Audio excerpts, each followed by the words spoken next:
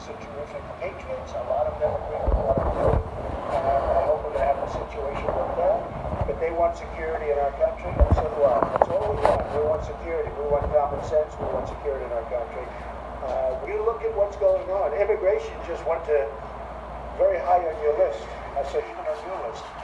Immigration is very high on the list, but we're not talking about just immigration. And I would like, and I'll say it in front of some of our Democrat friends here, I would love to see a big immigration bill where we really take care of the situation. I know you want to. Everybody wants to.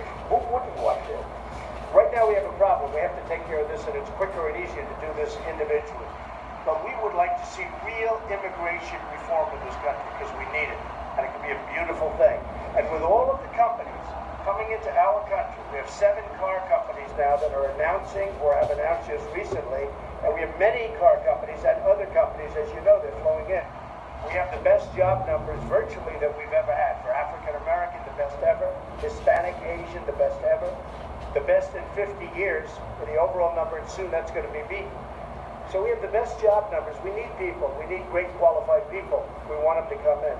So I think it's a great time right now because of that. We need people, Rob. And I mean, in Ohio, you need workers. And I know you feel the same way. I know Chris, I mean, I'll speak for Chris, but everybody wants to see immigration reform. It's overdue. And it's always been very political, and maybe this will turn out to be a blessing in disguise. But John, I will tell you this. The people out there want something to happen at our southern border, whether it's human trafficking, whether it's drugs, whether it's criminals, whether it's MS-13. The folks behind me know all about MS-13 and how violent and vicious they are and where they come from. And they all come from the same place, and they all come in the same way. They come right across that border.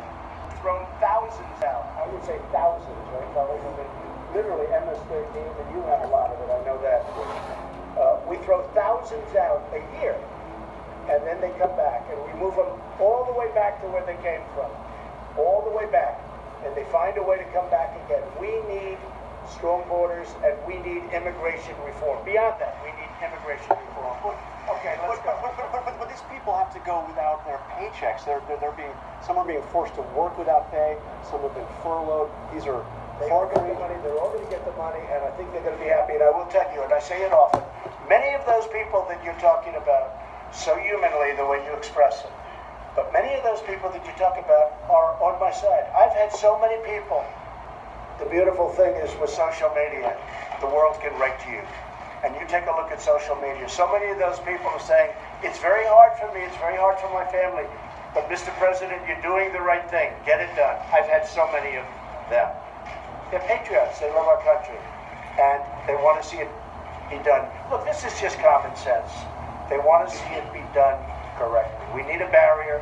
We have to stop people from coming in the way they come in. And if we don't have it, you can never have border security unless you have a steel barrier, a concrete wall, call it whatever you want. But without it, you can have the greatest talent in the world. You will never, ever, in a million years, you will not have border security. It can't happen. What's your current thinking on a national emergency? Why didn't you announce it last night, and when might you? Because I think we might work a deal, and if we don't, I may go that route. I have the absolute right to do national emergency if I want. My threshold will be if I can't make a deal with people that are unreasonable. What's your message to the Republicans who are now on Capitol Hill saying? Oh, I think we have tremendous Republican support. I tell you what, I just spoke to a few of the people in the House. We have tremendous support. The Senate has been incredible. Mitch McConnell has been incredible. He said, if the president's not going to sign it, I'm not going to waste my time. And, I mean, Rob Portman's here. He can tell you he's very strong on border security. We have tremendous support in the Senate. We have tremendous support in the House. And by the way, they say, oh, is it true that somebody's, a congressman, he broke away? Okay. Yeah, every once in a while you're going to have that. But you know who else has that? The Democrats have that too. Because they have their people breaking away too. You know why? Because they know you need border security. But you don't report that. But the fact is that there is tremendous support. I would know, without support, I would be the first one to know. I may be the last one too.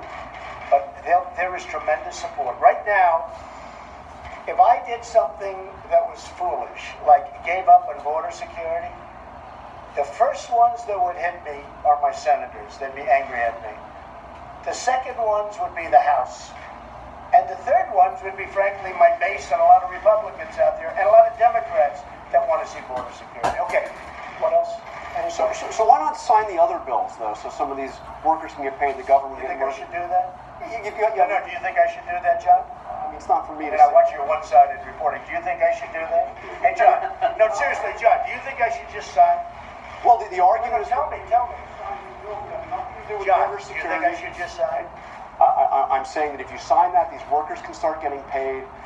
The government can So start... you would do that if you were in my position? You'd do that? I'm not in your position. I'm asking you if you've got something new. I'm asking you, would you do that if you were in my position? Because if you would do that, you should never be in this position. Because you'd never get anything done. Goodbye, everybody. Thank you very much. Thank you. Thank you.